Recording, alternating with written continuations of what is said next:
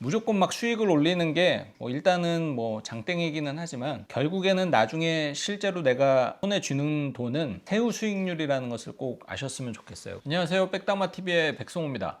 많은 사람들이 ETF 투자할 때 절세계좌, 특히 연금계좌 많이 활용을 하잖아요. 근데 이 연금계좌에서 ETF를 잘못 담으면은 호구가 될 수 있어요.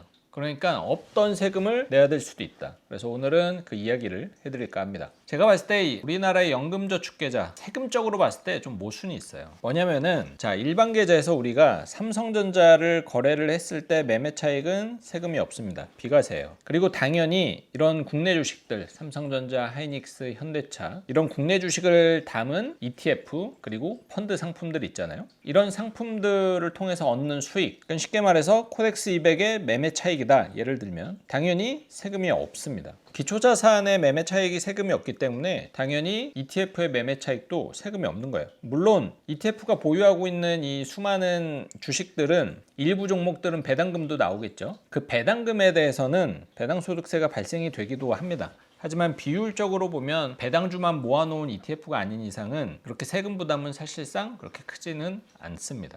그런데 연금계좌의 세금 구조의 모순이 어디서 생기냐면은 바로 이 부분인데요. 연금계좌는 여기 투입되는 원금이 있고 그러면은 ETF를 막 투자하면서 매매 차익과 그리고 배당 수익이 발생이 되겠죠. 정확히는 분배금일 겁니다. 그런데 연금계좌는 가장 장점이 뭐냐, 이 매매 차익과 배당 수익에 대해서 일단은 과세하지 않는다라는 거예요. 하지만 일단이죠. 언젠가는 과세를 합니다. 그래서 과세 이연 효과만 있을 뿐이지 비과세 혜택이 있는 개념은 아니에요. 그러면은 나중에 세금을 언제 내느냐, 연금을 개시할 때 냅니다. 바로 55세에 만약에 연금 개시를 한다 그러면 그때부터 이 연금소득세가 3.3%에서 최대 5.5% 구간으로 세금을 내기 시작을 하는데, 연금소득세는 내가 그동안에 투입된 원금, 단 요 원금은 세액공제를 받은 돈, 그리고 여기서 발생한 매매 차익, 여기서 발생한 배당 수익, 분배금 수익이 되겠죠. 이 모든 것에 대해서 세금을 냅니다.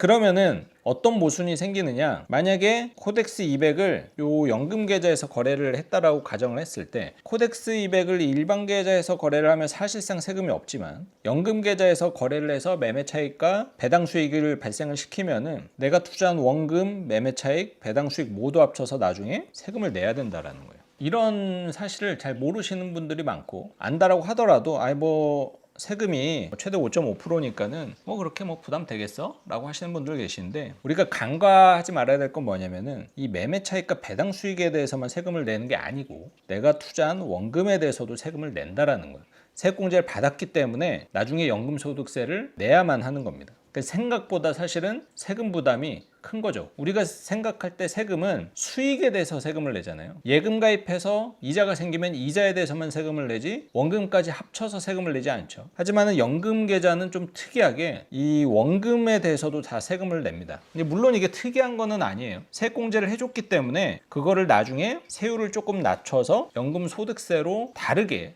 부과를 하는 건데, 이게 요즘은 운용 성과도 좋아지고 규모도 계속 커지다 보니까는 생각지 않게 세금 부담이 계속 좀 커지고 있는 분위기고, 그리고 또 한 가지 이 모순이 뭐냐면은 연금을 1년에 1,500만 원 이상 수령을 한다 그러면은 최소 16.5%의 분리과세나 혹은 종합소득세로 합산 과세가 됩니다. 근데 이때 모순이 뭐냐, 초과되는 금액이 아니고 1,500만 원에서 1원이라도 초과하게 되면은 이 전체 금액에 대해서 분리과세와 종합소득세 둘 중에 하나를 선택을 해서 세금을 내야 된다라는 거예요. 그러니까 우리가 세액공제 최대 많이 받아봤자 16% 구간인데, 우리가 열심히 연금 막 굴리고 성과 잘 내서 1년에 1,500만 원의 연금소득이 넘어버리게 되면은 세액공제 받은 게 사실은 아무런 소용이 없게 되는 것과 똑같습니다. 그리고 심지어는 내가 세액공제를 받은 거는 내가 투입한 원금에 대해서만 받았고, 연금소득세는 내가 투입한 원금, 여기서 발생된 수익에 대해서 합쳐서 세금을 내기 때문에 내가 그동안에 사실 받았던 세금 혜택보다도 훨씬 더 많은 돈을 세금으로 내야 될 수도 있고, 그리고 세액공제 받는 기간과 연금을 받는 기간이 다를 수가 있잖아요. 만약에 내가 돈을 벌면서 세액공제를 20년 동안 받았는데 연금을 60세부터 개시해가지고 90세까지 받았다 그러면은 세금도 10년 더 내게 되는 셈인 거죠. 거죠. 그래서 사실 이 연금 계좌를 마치 만능 절세 계좌처럼 활용을 하면은 나중에 좀 곤란할 수가 있어요. 이게 재작년 뭐 이럴 때까지는 이 세금에 대해서 걱정하시는 분들이 사실 많지 않았습니다. 왜냐면 투자 금액도 크지 않았고 성과도 그렇게 높지 않았어요. 투자를 했던 그 기간이 그렇게 긴 케이스도 많지 않았기 때문인데, 요즘에는 뭐 반도체 관련 ETF는 뭐 1년에 막 100% 성과 내고, 뭐 원자력 ETF 뭐 300% 성과 내고 막 이러다 보니까는 1년에 1,500만 원 연금을 받을 수 있나? 이게 지금은 나 1,500만 원 넘을 것 같은데? 이렇게 되는 사례가 굉장히 많습니다. 그래서 절세 준비, 특히 비과세에 대한 준비를 따로 준비를 꼭 하셔야 돼요.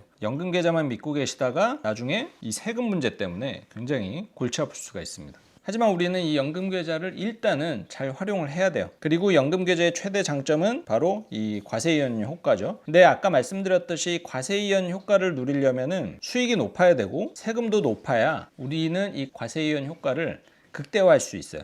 그런데 국내 ETF 현재 수익은 높으나 세금 부담이 없는 종목이에요. 그러면은 이 연금 계좌에 넣는 게 과연 합리적이냐? 사실은 합리적이지는 않습니다. 없던 세금을, 원래는 일반 계좌에서 거래하면 세금 부담이 사실상 거의 없는데 이 세금 부담 없는 거를 연금 계좌에서 투자하는 순간 세금 부담이 있게 만들어 버리는 거니까 손해다라고 할 수는 없겠지만 좀 효율성은 좀 많이 떨어진다 라고 할 수가 있겠죠. 그래서 연금 계좌에서는 그 외 ETF만 담는 것이 사실은 정석입니다. 그 외 ETF는 우리가 흔히 알고 있는 뭐 미국 대표 지수, 뭐 금, 채권, 뭐 여러 가지 국내 주식형 ETF를 제외한 다른 ETF를 모두 그 외 ETF라고 합니다. 그래서 이런 것들 위주로 연금 계좌에서 ETF 투자를 하시는 게 사실은 가장 효율성이 높아요. 그러면은 연금 계좌에서 이 국내 ETF를 투자를 하는 거는 뭐 절대 하면 안 되는 거냐? 올해부터는 그런 말씀드리기가 좀 어렵죠. 왜냐면은 국내 주식 ETF가 현재는 해외 주식 ETF에 비해서 이 수익률이 월등히 좋습니다. 그러니까 만약에 내가 1년에 투자할 수 있는 돈이 한 600만 원 정도도 채 넘지 않아서 연금 계좌를 채우는 것도 사실은 쉽지 않다. 그런 분들도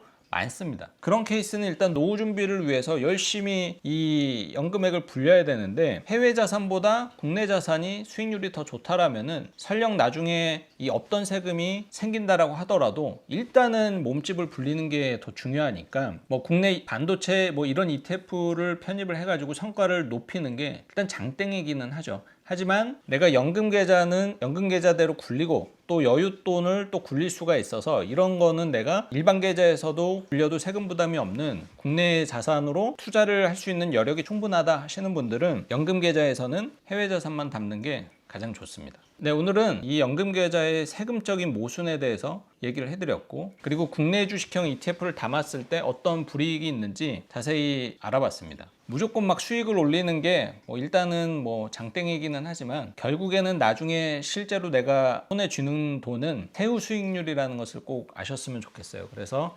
지금부터 절세 준비를 좀 똑똑하게 이제 하셔야 된다는 점 아셨으면 좋겠고, 저는 또 다음 영상에서 더 좋은 정보로 돌아오겠습니다.